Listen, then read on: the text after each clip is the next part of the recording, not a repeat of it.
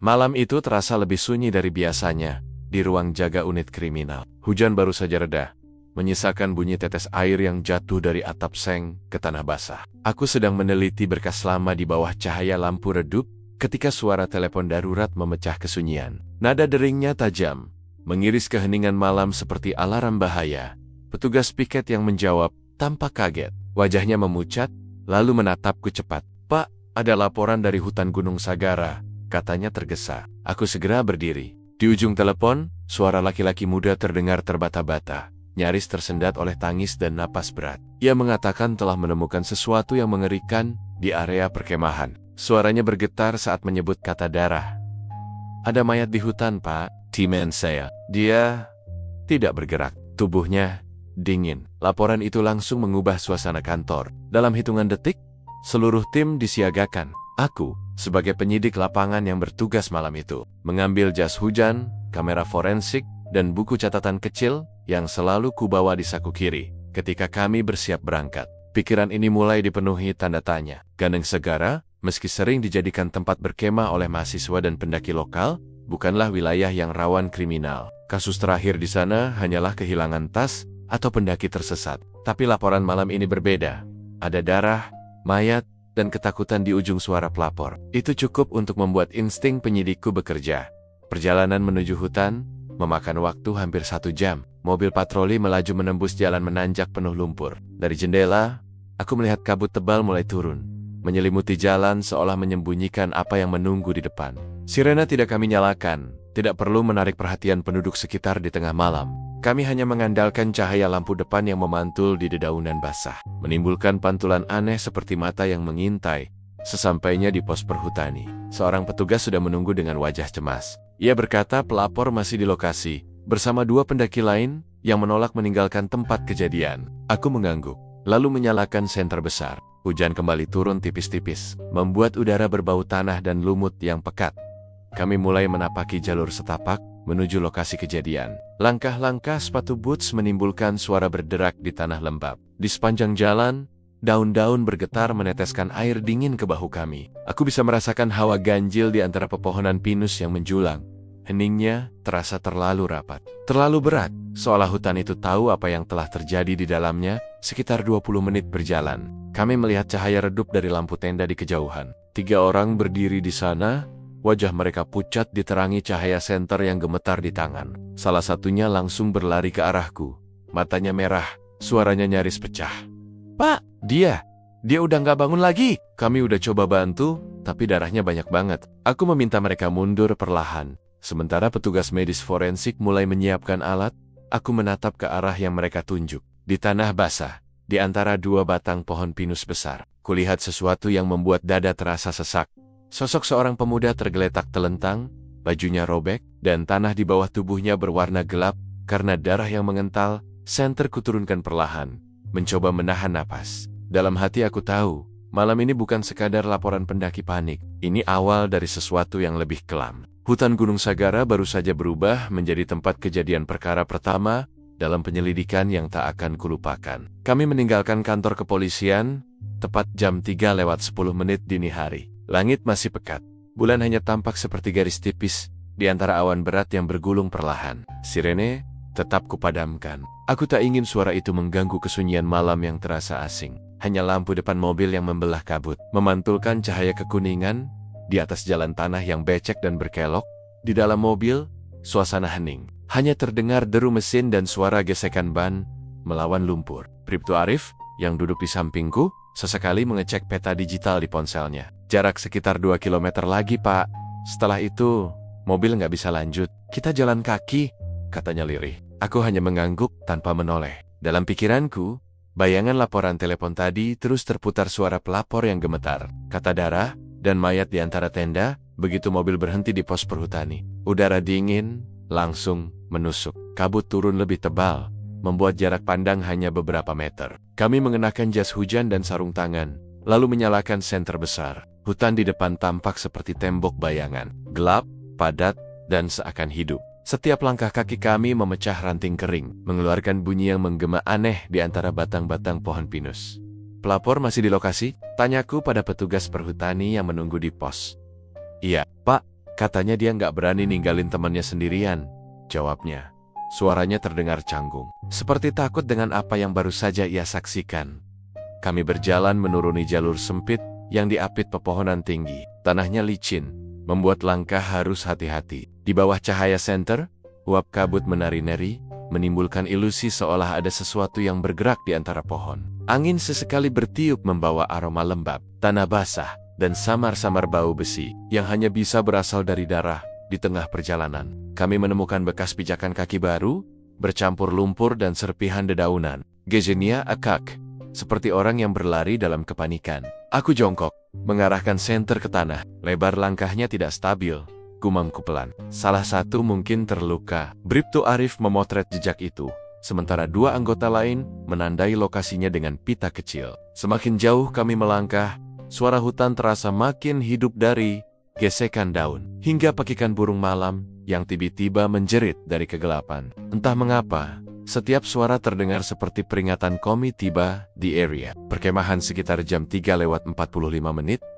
Cahaya redup dari lampu tenda menyala lemah di antara kabut. 3 sosok terlihat berdiri saling berdekatan, menggigil, pakaian mereka basah dan kotor. Begitu kami mendekat, salah satu dari mereka langsung jatuh berlutut. "Tolong Pak, kami nggak tahu harus gimana lagi," katanya dengan suara serak. Aku mengarahkan senter ke sekitar, mengamati jejak di tanah. Ada bekas seret, bercak darah, dan sisa bara api unggun yang sudah padam. Aroma anyir samar terasa di udara. Semua tanda itu berbicara tanpa kata. Sesuatu yang brutal baru saja terjadi di sini. "Jangan sentuh apapun," kataku tegas. Para pendaki itu mengangguk cepat. Tubuh mereka masih gemetar, sementara tim medis bersiap membuka peralatan. Aku berdiri sejenak di tengah area, membiarkan pandangan menyapu sekeliling. Kabut makin turun, menelan cahaya senter menjadi lingkaran sempit. Di luar lingkaran itu, hutan tampak seperti dinding hitam yang memerhati kami dalam diam. Dalam keheningan itu, aku sadar perjalanan menuju tempat ini bukan sekadar menuju lokasi kejadian. Ini seperti memasuki jantung dari sesuatu yang lebih gelap, lebih dalam dari sekadar kasus pembunuhan biasa. Hutan ini menyimpan rahasianya sendiri, dan malam ini tugas kami adalah mendengarkan apa yang ingin ia katakan. Begitu menginjak area perkemahan, hawa aneh langsung menyergap. Bukan hanya dingin yang menusuk kulit, tapi juga keheningan yang terasa tidak wajar, seperti hutan menahan napasnya sendiri. Senter di tanganku menyorotkan cahaya ke segala arah, dan yang pertama kali menarik perhatian adalah kondisi tenda-tenda di sekitar kami. Ada 4 tenda berdiri di tanah basah, tapi hanya 2 yang masih utuh. Satu tenda terlihat sobek di bagian depan, seperti ditarik dengan kasar. Tenda lainnya rubuh sebagian, kainnya kotor bercampur lumpur dan dedaunan. Barang-barang berserakan di mana-mana. Kompor portable, tas ransel terbuka, beberapa pakaian yang sudah basah kuyup. Seolah penghuninya kabur tergesa-gesa, tanpa sempat membereskan apapun. Aku berjongkok di dekat salah satu tenda. Di sana, kulihat bercak darah samar di kainnya. Aku mengusapnya perlahan dengan sarung tangan lateks, kemudian mengarahkan cahaya lebih dekat. Darah itu sudah mulai mengering, warnanya gelap kecoklatan. Jumlahnya cukup banyak untuk menandakan bahwa seseorang terluka serius di sini. Pastikan area ini steril, perintahku pada tim forensik. Mereka segera membentangkan pita kuning, membentuk batas yang memisahkan kami dari soksi-soksi ketakutan yang berdiri beberapa meter di belakang. Lalu pandanganku beralih ke sisi kanan perkemahan, di mana tanah tampak terganggu. Ada jejak seret sepanjang 2 meter menuju arah pepohonan. Di ujungnya tergeletak tubuh seorang pria muda. Ia telentang, wajahnya pucat kebiruan, matanya setengah terbuka memandang kosong ke langit yang diselimuti kabut. Jaket gunung berwarna gelapnya robek di sisi kiri, dan di bawah tubuhnya, genangan darah membentuk pola aneh di tanah lembab. Aku mendekat pelan. Setiap langkah seolah menambah berat udara di sekeliling. Di samping tubuh itu ada sepotong botol air mineral, pecah di ujungnya. Mungkin bekas benturan, atau alat pertahanan terakhir. Aku menunduk, memperhatikan luka di dada korban tajam, dalam seperti tusukan benda runcing. Tim medis forensik mulai bekerja. Kamera memotret dari berbagai sudut, sementara aku menuliskan catatan singkat di buku kecilku.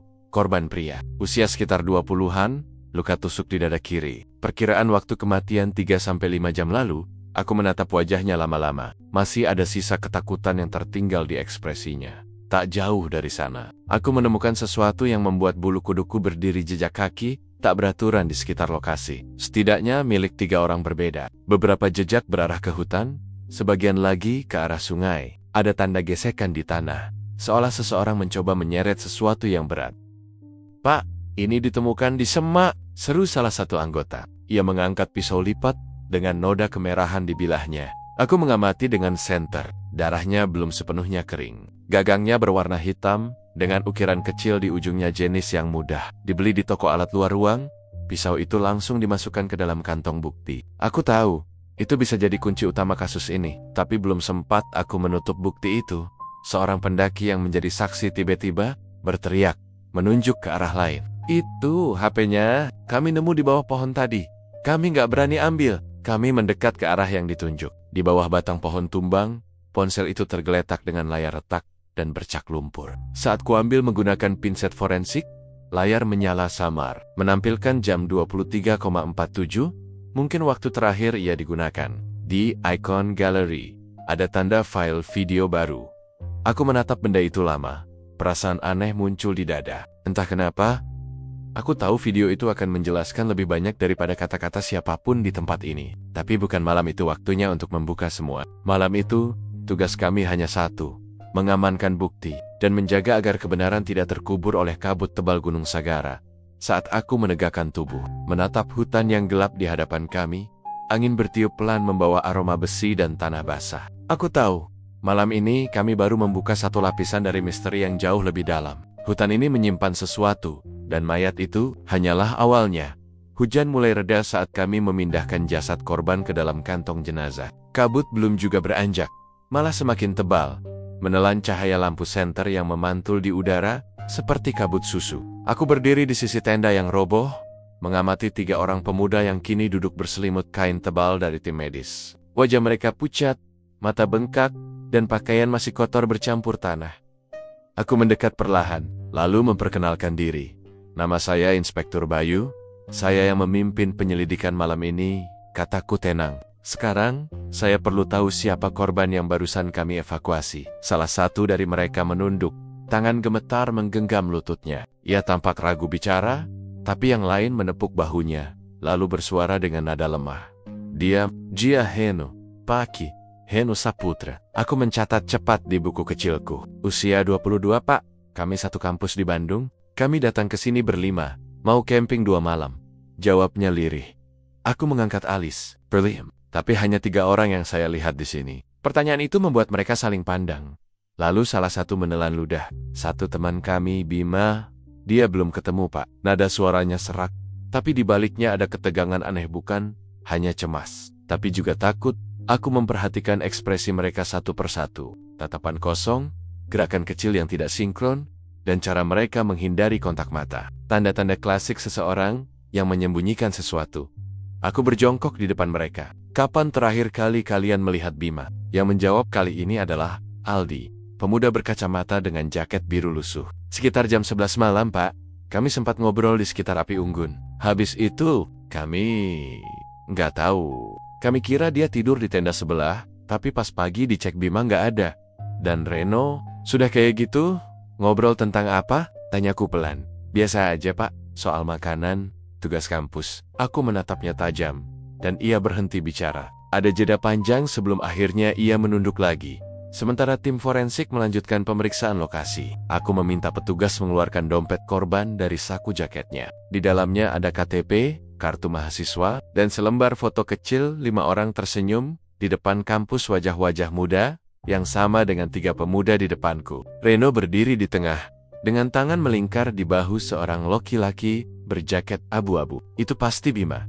Foto itu kubuka di depan mereka. "Yang ini Bima, ya?" Ketiganya mengangguk pelan. Salah satu bahkan langsung menutup wajahnya. Menahan isak kecil, aku menatap mereka lama-lama. "Dengar baik-baik. Saya paham kalian syok, tapi mulai detik ini, kalian bukan hanya saksi. Kalian juga bagian dari penyelidikan. Kami akan butuh keterangan lengkap dari kalian satu persatu." "Henning," hanya bunyi ranting jatuh di kejauhan yang terdengar. Sebelum aku beranjak, salah satu dari mereka yang sejak tadi diam akhirnya bersuara lirih, hampir seperti gumaman, "Pak, mereka sempat ribut tadi malam. Reno sama Bima." Aku berhenti. "Iya, masalah uang," katanya. "Tapi kami nggak tahu pasti. Mereka berdua sempat keluar dari tenda sambil marah-marah, Terus, kami dengar kayak suara benda jatuh. Kalimat itu membuat suasana semakin berat. Hutan terasa makin sunyi, seolah ikut mendengarkan. Aku menatap ke arah garis polisi yang mengitari tenda-tenda itu. Dalam hati, aku tahu kasus ini bukan sekadar kecelakaan. Ada sesuatu yang terjadi di antara 5 orang itu, sesuatu yang melibatkan amarah, rahasia, dan mungkin rasa bersalah yang belum diucapkan. Kabut menelan pandanganku ketika aku menutup buku catatan. Di balik suara hening malam, samar-samar ku dengar petugas forensik memanggil. Mereka menemukan sesuatu baru di balik tenda, jejak kaki menuju arah sungai. Jejak yang hanya satu arah. Dan ukuran sepatunya sama seperti yang ada di foto. Nama itu kembali terngiang di kepalaku. Bima. Dan di saat itu, aku tahu, pencarian belum berakhir, justru baru saja dimulai. Fajar belum benar-benar datang. Ketika kami memulai analisis awal di lokasi, kabut masih menggantung rendah, menyelimuti pepohonan pinus seperti tirai putih yang menutupi segala sesuatu dari pandangan dunia luar. Cahaya lampu senter bergantian menembus gelap, memantulkan bayangan panjang yang bergerak di antara batang pohon. Aku berdiri di tengah area perkemahan, memperhatikan garis-garis pita kuning yang kini membentuk lingkaran di sekeliling lokasi kejadian. Udara lembab, bercampur aroma darah dan tanah basah, seolah menempel di kulit. Tim forensik bekerja cepat dan terukur, memotret, menandai, dan mengumpulkan setiap potongan kecil yang mungkin menjadi petunjuk. Dalam penyelidikan, tak ada hal yang sepele. Kadang kebenaran bersembunyi di detail terkecil. Barang bukti pertama yang kami temukan adalah pisau lipat berlumur darah, tergeletak sekitar 3 meter dari jasad Reno. Bilahnya terlipat sebagian, menunjukkan tanda digunakan dalam kondisi panik. Saat kuamati lebih dekat, ada sisa sidik jari samar di bagian gagang, sebagian sudah luntur oleh tanah dan air hujan. Pisau itu dimasukkan dalam kantong plastik bening dengan label waktu dan lokasi penemuan. Tidak ada jejak kaki lain di sekitar pisau, Pak, lapor salah satu anggota. Aku mengangguk pelan. Berarti dibuang setelah kejadian. Mungkin pelakunya lari ke arah sungai. Temuan berikutnya mengarahkan kami ke sana. Di jalur menurun menuju aliran air, kami menemukan jejak sepatu besar berbeda dari ukuran milik ketiga saksi. Polanya lebih lebar dan dalam, seolah pemiliknya berlari tergesa di tanah berlumpur. Jejak itu berakhir di tepi sungai kecil yang berarus deras, lalu hilang. Entah pelaku menyeberang atau hanyut. Aku berjongkok di dekat batu besar yang basah, memperhatikan noda kemerahan di salah satu sisinya. Aku menyentuhnya dengan ujung sarung tangan. Darah sudah mulai mengering. Ini bukan darah hewan, gumamku. Dari arah belakang, petugas forensik datang membawa kantong bukti berisi serpihan kain berwarna abu-abu. Kami menemukannya tersangkut di ranting. Pak, sepertinya robekan jaket. Warna abu-abu itu membuat pikiranku langsung mengingat satu nama. Bima. Jaket yang dipakainya di foto. Kampus pun berwarna sama. Kami melanjutkan pencarian di sekitar area itu. Dan satu persatu kepingan cerita mulai muncul, seperti potongan puzzle. Di antara akar pohon besar, kami menemukan ponsel milik korban, yang semalam sempat terlihat di lokasi. Layar retak, namun masih bisa dinyalakan. Tim digital forensik di tempat mencatat waktu terakhir perangkat itu digunakan. Jam 23:47. Di daftar galeri, ada file video baru dengan label otomatis dari kamera bit, 2311. Aku tidak langsung memutarnya di tempat. Dalam penyelidikan, setiap bukti digital harus diamankan dulu untuk mencegah kerusakan data. Tapi, entah kenapa, aku bisa merasakan sesuatu dari ponsel itu, seolah perangkat kecil itu menyimpan potongan akhir dari malam yang kelam. Sambil berdiri di tengah tanah becek, aku memperhatikan sekitar, posisi tenda, jarak tubuh korban, arah darah yang mengalir, dan lokasi ditemukannya pisau. Semuanya membentuk pola yang familiar bagi mataku yang sudah terbiasa dengan kasus kekerasan. Luka tusuk di dada kiri Reno bukan akibat kecelakaan. Sudut masuknya tajam, lurus, dilakukan dengan tenaga penuh. Itu bukan tusukan spontan, itu serangan dengan niat.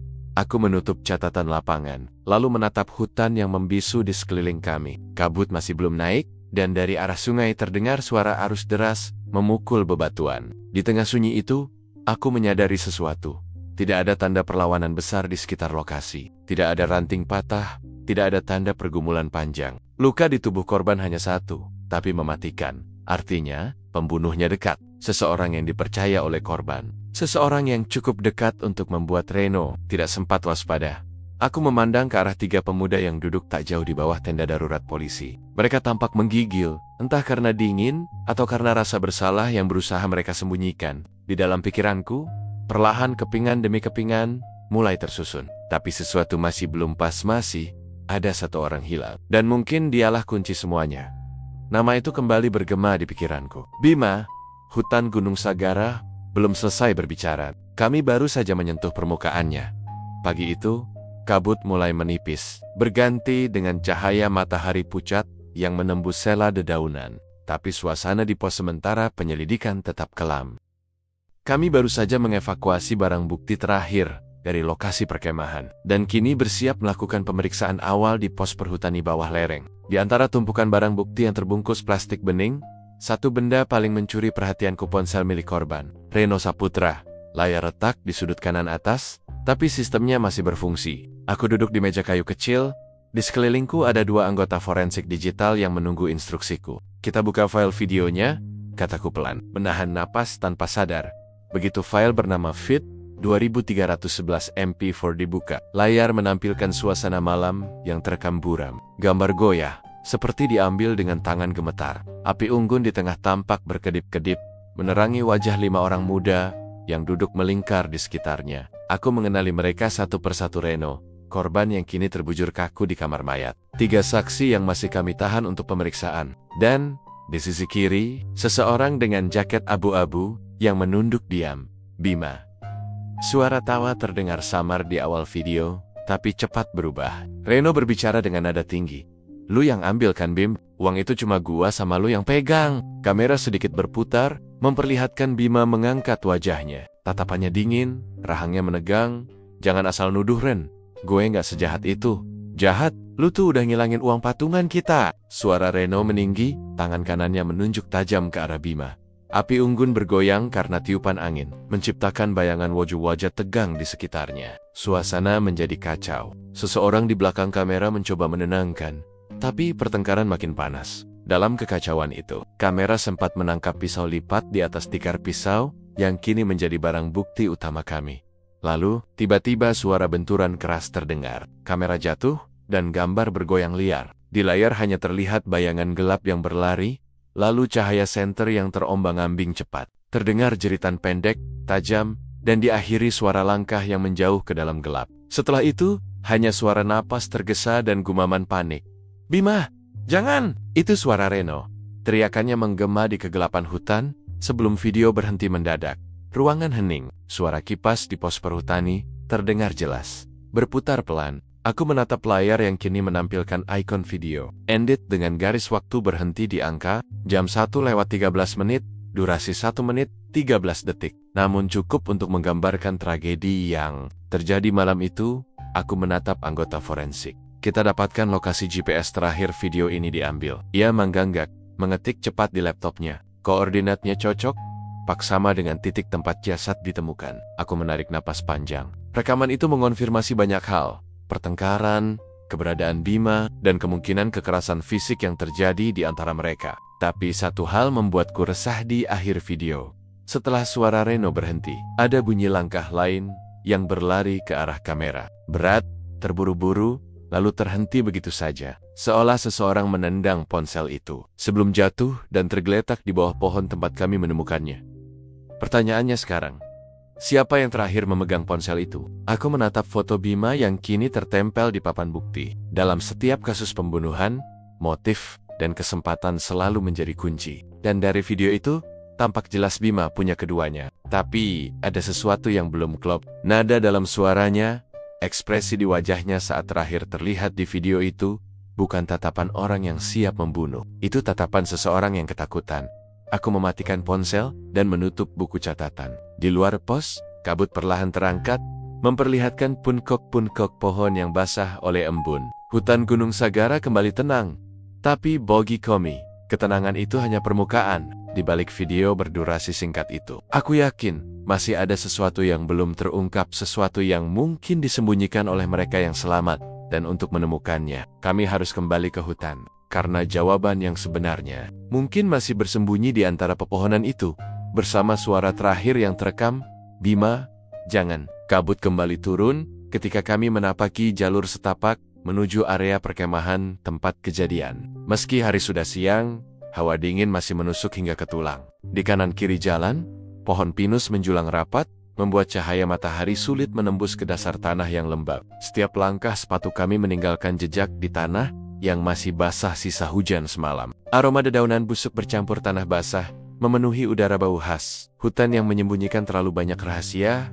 Aku berjalan paling depan, ditemani Brigadir Raka yang membawa alat deteksi logam dan seorang pemandu dari perhutani. Di belakang, dua anggota lain membawa kamera dokumentasi dan bendera penanda bukti. Kami tak bicara banyak. Setiap langkah terasa berat, bukan hanya karena medan, tapi juga karena suasana yang masih menyisakan bayang tragedi ini jalurnya. "Pak," ujar pemandu sambil menunjuk arah menanjak kecil. Sekitar 200 meter lagi, lokasi mereka mendirikan tenda. Kami tiba di tempat itu, tak lama kemudian. Area datar seluas kurang lebih 5 meter persegi, dikelilingi pohon besar, dengan sisa-sisa bara api unggun di tengah. Tumpukan arang dan batu melingkar, masih tampak jelas, seolah baru dipadamkan kemarin malam. Di sekitar situ, garis polisi kuning masih terikat di beberapa batang pohon. Di tanah, bekas tenda masih terlihat, meninggalkan bentuk persegi kusam di rerumputan yang rebah. Aku berjongkok, menatap tanah yang telah kami gali sebagian semalam. Bekas darah sudah tak tampak, tapi alat luminal sempat menunjukkan jejak yang luas, mengarah ke arah barat laut ke jalur menurun menuju sungai kecil. Dari laporan semalam, jasad Reno ditemukan sekitar 30 meter dari titik ini. Di balik semak tinggi, kami memulai penelusuran ulang, mengikuti setiap detail yang mungkin terlewat. Di sepanjang jalur, kami menancapkan bendera merah di titik-titik yang mencurigakan, potongan kain sobek, puntung rokok, bahkan bekas telapak kaki dengan arah berbeda-beda. Namun satu hal menarik perhatian: bekas langkah yang mengarah menjauh dari lokasi penemuan jasad, menuju ke arah utara hutan. Aku berlutut, memperhatikan pola pijakan di tanah. Ukurannya besar, kemungkinan sepatu pria. Tanah yang tertindih menunjukkan tekanan berat, mungkin seseorang yang berlari tergesa. Tapi arah pijakannya tidak acak. Polanya menunjukkan seseorang yang tahu betul kemana ia ingin pergi. "Raka, tandai jalur ini." Kita ikuti sekitar 50 meter. Kami bergerak perlahan, menembus semak rimbun. Suara dedaunan bergesekan dengan seragam kami. Dan dari kejauhan, terdengar aliran sungai kecil. Lalu, di bawah pohon besar yang tumbang sebagian, aku melihat sesuatu berkilat tertimpa cahaya sebuah kalung logam dengan liontin kecil berbentuk huruf R. Aku mengenal benda itu. Dari hasil keterangan saksi, kalung itu milik Reno dan tidak ditemukan saat olah tempat kejadian perkara pertama. Aku memungutnya hati-hati, mengenakannya sarung tangan lateks. "Enego, kalau ini milik korban, kenapa ada di sini? Dan kenapa tidak ditemukan sebelumnya?" Raka menatap sekeliling. "Bisa jadi pelaku kembali ke sini, Pak. Mungkin mencoba menyingkirkan sesuatu. Kemungkinan itu membuatku merinding. Artinya, seseorang kembali ke lokasi ini setelah kejadian. Mungkin untuk menghapus jejak. Tapi untuk apa meninggalkan kalung korban? Atau apakah justru ada orang lain yang datang?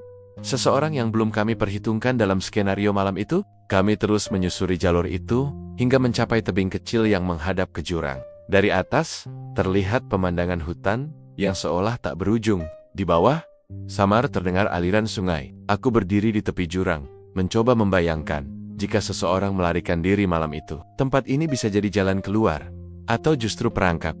Lalu Raka berseru, "Pak, di sini ada sesuatu." Aku menghampiri. Di balik akar pohon, setengah tertimbun tanah lembab, ada sesuatu yang tampak seperti potongan kain sobek. Warnanya abu-abu mirip jaket yang dipakai Bima di video terakhir. Kami menandainya, memotret, dan menyimpannya sebagai bukti tambahan. Hening kembali menyelimuti. Hutan terasa seolah menatap kami dari balik kabut. Aku tahu satu hal pasti. Apapun yang terjadi malam itu tidak berhenti di area perkemahan. Jejaknya berlanjut, mungkin hingga jauh ke dalam hutan. Dan setiap langkah kami membawa kami semakin dekat pada sesuatu, entah kebenaran atau bahaya yang sama seperti menimpa korban. Sebelum kami kembali ke pos, aku menatap lagi ke arah jalur menurun menuju sungai. Ada perasaan aneh di dada, seperti bisikan samar di antara pepohonan. Seolah hutan ini ingin berbicara, tapi masih menunggu waktu yang tepat untuk mengungkap rahasianya. Malam itu, udara di kantor Polres terasa lebih berat dari biasanya. Jam dinding menunjukkan jam 21:47 ketika aku kembali dari lokasi hutan dan masuk ke ruang interogasi. Di balik kaca one-way mirror, terlihat Bima duduk membungkuk di kursi besi. Kedua tangannya terlipat di atas meja. Tatapannya kosong, seolah lelah menjelaskan hal yang sama berulang kali. Dua saksi lain, Nando dan Riri, sudah diperiksa sebelumnya, dan dari situ justru muncul kebingungan baru. Aku membuka map berisi transkrip pemeriksaan pertama. Di hari awal, Nando bersikeras bahwa setelah pertengkaran malam itu, Bima meninggalkan tenda lebih dulu. Tapi dalam pemeriksaan sore tadi, ia mengubah pernyataan katanya. Justru Reno yang pergi sendirian setelah mereka bertengkar. Perubahan itu kecil di permukaan, tapi bagi seorang penyidik, inkonsistensi sekecil apapun bisa berarti kebohongan besar. Aku masuk ke ruang interogasi, membawa segelas air dan duduk di hadapan Bima. Ia menatapku sebentar, lalu menunduk lagi. Di bawah cahaya lampu neon yang pucat, wajahnya tampak letih. Matanya merah seperti kurang tidur. Bima, kataku perlahan, aku sudah lihat rekaman dari ponsel Reno, juga hasil pemeriksaan di hutan tadi siang. Ada hal yang tidak cocok dengan cerita kalian. Ia tidak menjawab, hanya memainkan jari-jarinya di meja, gelisah. Aku mau tahu, kenapa Nando tiba-tiba ubah kesaksiannya? Kenapa dia bilang kali ini Reno yang pergi lebih dulu? Bima mengangkat wajahnya. Ada sesuatu di matanya, campuran ketakutan dan beban yang berat. Saya nggak tahu, Pak. Mungkin dia takut. Waktu itu semuanya kacau. Saya cuma mau tenangin Reno, tapi dia malah mukul saya duluan. Lalu, setelah itu, dia pergi ke arah sungai. Saya kira dia cuma mau ngadem, tapi dia nggak balik-balik. Aku menatapnya lekat-lekat, mencari tanda kebohongan di gerak mata atau nada suaranya. Tapi yang kulihat justru ketulusan yang aneh. Seperti seseorang yang mencoba jujur tapi tahu kebenaran itu justru akan menjebaknya. Kenapa kamu nggak cari dia malam itu? Tanyaku lagi. Karena saya takut, Pak. Kata-kata itu keluar lirih, hampir tak terdengar. Takut sama siapa? Sama Nando. Aku membik. Di laporan awal, Nando selalu digambarkan sebagai saksi yang tenang dan kooperatif. Tapi kini, arah ceritanya mulai berbelok. Bima menatapku. Nadanya pelan, tapi tegas. Setelah Reno pergi, Nando sempat keluar tenda juga. Saya dengar suara mereka dari jauh. Kayak masih berantem. Tapi habis itu cuma terdengar jeritan satu kali. Saya keluar, tapi Riri narik saya.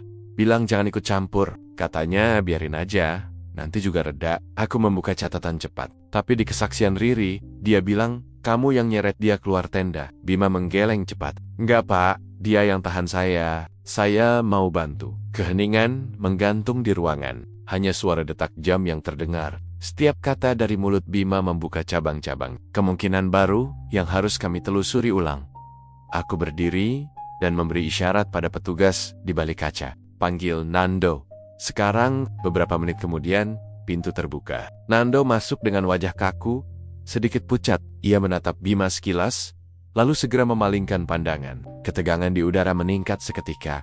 Aku mencondongkan tubuh ke depan. Kalian berdua tahu kenapa saya panggil lagi. Kesaksian kalian tidak cocok. Dan kalau saya temukan bukti bahwa salah satu dari kalian berbohong saya, pastikan orang itu tidak akan keluar dari sini dalam waktu dekat. Nando menelan ludah. Tangannya gemetar di pangkuan. Pak, waktu itu saya cuma takut, katanya pelan. Takut apa? Takut disangka saya yang bunuh. Aku menatapnya dalam diam. Ia berhenti, lalu melirik ke arah Bima. Ada sesuatu dalam tatapan itu, bukan kebencian, tapi rasa bersalah. Bima nggak salah, Pak. Lanjutnya dengan suara bergetar. Saya yang ngajak Reno keluar malam itu. Kami masih ribut soal uang patungan. Dia dorong saya duluan. Saya cuma mau nyuruh dia diam. Saya dorong balik. Tapi dia kepleset. Dia jatuh ke bawah lereng. Ruangan mendadak senyap. Hanya suara napas Nando yang tersengal. Ia menutup wajahnya dengan kedua tangan, bahunya bergetar. Jadi, kamu tidak sengaja membunuhnya? Tanyaku pelan. Tidak, Pak. Saya cuma panik. Saya kira dia cuma pingsan. Tapi waktu saya lihat darah di kepalanya, saya lari. Saya bilang ke Riri, jangan bilang siapa-siapa. Aku menatapnya lama, membiarkan kata-kata Nia tenggelam dalam keheningan ruangan. Setiap detail dari pengakuan itu membuka simpul yang selama ini mengikat kasus ini dalam kabut. Namun, ada satu hal yang tetap mengganggu pikiranku, kalung korban yang ditemukan jauh dari lokasi jatuhnya. Jika Nando benar, seharusnya kalung itu tetap bersama jasad Reno. Tapi faktanya, benda itu ditemukan di arah berlawanan. Di jalur yang hanya bisa dilalui. Jika seseorang kembali ke lokasi setelah kejadian, seseorang lain ada di hutan malam itu. Seseorang yang masih belum bicara. Aku menatap Riri yang menunggu di luar ruangan. Wajahnya tegang, bibirnya bergetar setiap kali menatap kaca ruang interogasi. Dan dalam hati kecilku, aku tahu giliran dia akan datang berikutnya.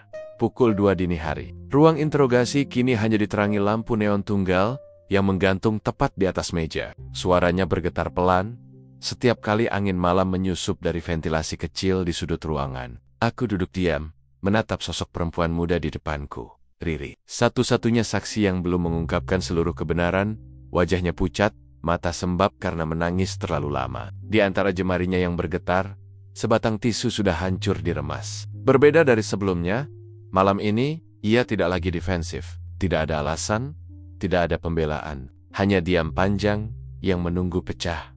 Aku membuka map di depanku, memperlihatkan foto-foto hasil olah tempat kejadian perkara, lokasi tenda, bekas darah di tanah, dan kalung huruf R yang kami temukan di hutan siang tadi. Riri menunduk ketika melihatnya. Kalung ini, kataku pelan, kita temukan di lokasi yang jauh dari tempat Reno jatuh. Menurut Nando, dia tidak sempat kembali ke sana. Jadi pertanyaannya sederhana, Riri. Siapa yang menaruh kalung ini di sana? Ia tidak menjawab. Hanya memejamkan mata, menelan air liur dengan susah payah. Kalau kamu diam terus, lanjutku, semua kesalahan akan berhenti di Nando. Tapi aku rasa, kamu tahu, cerita malam itu belum selesai. Riri mengangkat wajahnya perlahan. Air mata menetes, tapi matanya menatapku langsung, kali ini, dengan pandangan seseorang yang siap menanggung akibat dari kebenaran. Saya yang taruh. Pak, suaranya nyaris berbisik. Ruangan seketika hening. Suara kipas di sudut ruangan berhenti, seolah turut menahan napas. Kenapa? Tanyaku datar. Ia menunduk lagi, suaranya pecah di antara isak. Saya cuma gak mau Bima disalahin. Malam itu, waktu Reno jatuh, Nando panik. Dia nyuruh kami semua bilang kalau Reno pergi sendirian. Tapi saya lihat darah di tangan Nando. Saya tahu itu bukan kecelakaan biasa. Ia menarik napas dalam, mencoba menahan tangis. Saya mau bantu Bima. Setelah kami turun gunung, saya balik lagi ke lokasi. Pak, saya ambil kalung Reno yang sempat jatuh dekat sungai. Saya pikir kalau saya buang ke arah lain, polisi bakal nyangka ada orang ketiga yang datang malam itu. Saya cuma mau bikin waktu, biar Bima nggak langsung ditangkap. Kata-kata itu membuat tenggorokanku terasa kering. Jadi benar. Seseorang kembali ke hutan setelah kejadian. Dan orang itu adalah Riri. Tapi di balik niatnya, tindakan itu justru memperumit segalanya. Kenapa kamu bantu Bima? Tanyaku. Kali ini lebih lembut. Ia tersenyum getir lalu berbisik.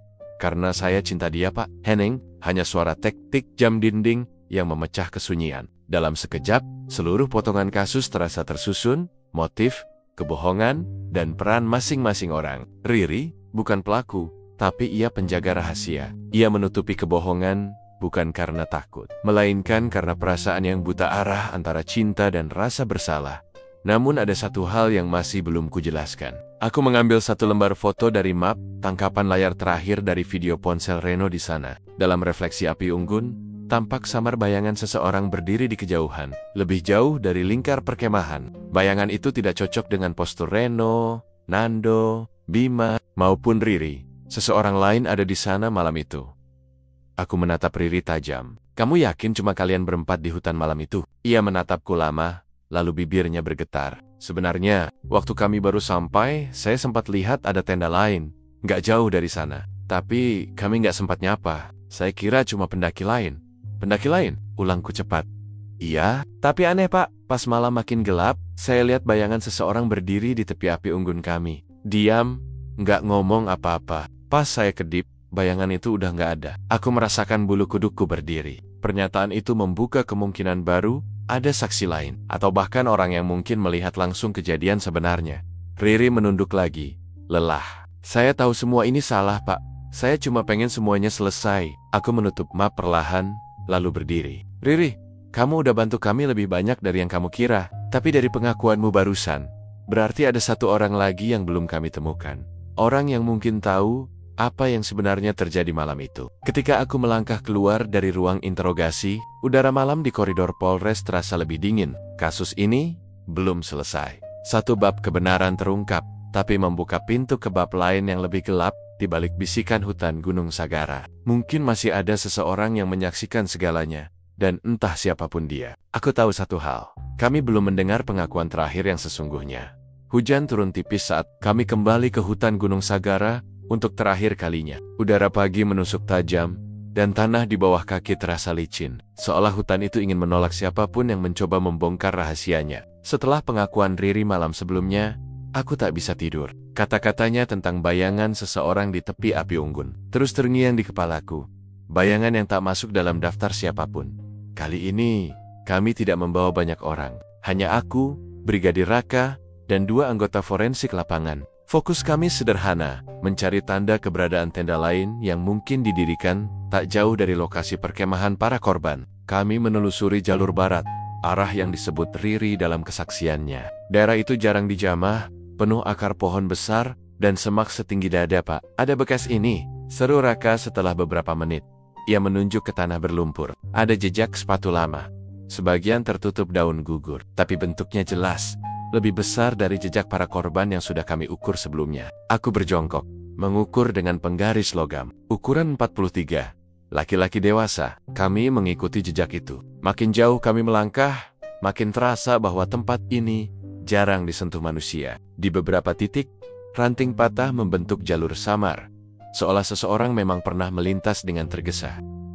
Tak lama kemudian, kami menemukan sesuatu yang membuat kami berhenti serentak. Sisa abu unggun yang telah mati lama, tertutup sebagian oleh lumut dan daun. Di sampingnya, batang kayu tersusun rapi, seperti bangku. Aku berlutut. Tempat ini masih dipakai kurang dari seminggu, gumamku. Lihat abu ini, masih ada lapisan arang muda di bawahnya. Forensik mulai memotret dan mengambil sampel. Di balik tumpukan dedaunan, kami menemukan potongan plastik bening, bagian dari pembungkus makanan instan. Tapi yang paling menarik adalah temuan di bawah pohon besar di sisi timur, sebuah senter rusak, dengan logo toko peralatan outdoor di Bandung. Nomor serinya masih terlihat. Aku mengantongi temuan itu, lalu memutuskan untuk memperluas area pencarian. Sekitar 20 meter dari sana, kami menemukan sesuatu yang membuat darahku berdesir. Sebuah kamera DSLR, setengah tertimbun tanah lembab. Lensanya pecah, tapi bodinya masih utuh. Kami membungkusnya dan segera kembali ke pos untuk analisis. Beberapa jam kemudian, di ruangan forensik digital, kami berhasil menyalakan kamera itu dengan baterai cadangan. Ada 21 foto di dalamnya. Semuanya diambil di sekitar hutan Sagara. Beberapa memperlihatkan pemandangan biasa, lembah berkabut, air terjun, langit senja. Tapi 3 foto terakhir, lain dari yang lain. Yang pertama menunjukkan api unggun dari kejauhan. Tampak jelas siluet 4 orang duduk mengelilinginya. Para korban, foto kedua memperlihatkan mereka dalam posisi yang sama, tapi kamera seolah sedikit mendekat. Sementara di foto ketiga, yang diambil beberapa menit kemudian, hanya ada satu hal yang tampak. Bayangan seseorang sedang berdiri di belakang mereka. Sebagian wajahnya tertutup tudung jaket hitam. Aku membeku. Dari arah pengambilan, bisa dipastikan sang fotografer mengambil gambar dari balik pepohonan, sekitar 30 meter dari lokasi tenda korban. Artinya, ada orang lain yang mengintai mereka malam itu. Raka menatap layar monitor. Wajahnya tegang. Pak, bisa jadi ini yang dilihat Riri. Aku mengangguk pelan, tapi pikiranku sudah berputar jauh. Jika seseorang memang berkemah di dekat mereka dan sempat memotret tanpa diketahui, ada 2 kemungkinan. Ia saksi yang melihat kejadian pembunuhan, atau pelaku yang sengaja merekam calon korbannya. Kami menelusuri data kamera lebih jauh. Di metadata foto, tercatat waktu pengambilan 23,18 malam. Tepat 10 menit sebelum video di ponsel Reno berhenti, detak jam di dinding ruangan terasa lebih keras dari biasanya. Rasa dingin merambat di tengkukku. Ada seseorang di luar lingkar perkemahan yang menyaksikan segalanya. Mungkin juga orang yang mengambil langkah-langkah misterius yang kami temukan di hutan, Pak. Kalau orang itu masih di sekitar hutan, kata Raka. Suaranya pelan. Aku menatap layar gelap kamera yang kini mati, lalu berkata lirih, maka dia belum selesai dengan tempat itu. Aku menatap keluar jendela pos ke arah hutan yang samar di balik kabut sore. Dalam diam, aku tahu kasus ini belum benar-benar berakhir. Kadang, kebenaran bukan berakhir dengan pengakuan, tapi dengan jejak bayangan yang terus menunggu ditemukan, entah di ingatan, atau di antara pepohonan yang menatap balik dalam sunyi. Dan di Gunung Sagara, aku merasa masih ada mata yang memperhatikan kami dari kegelapan.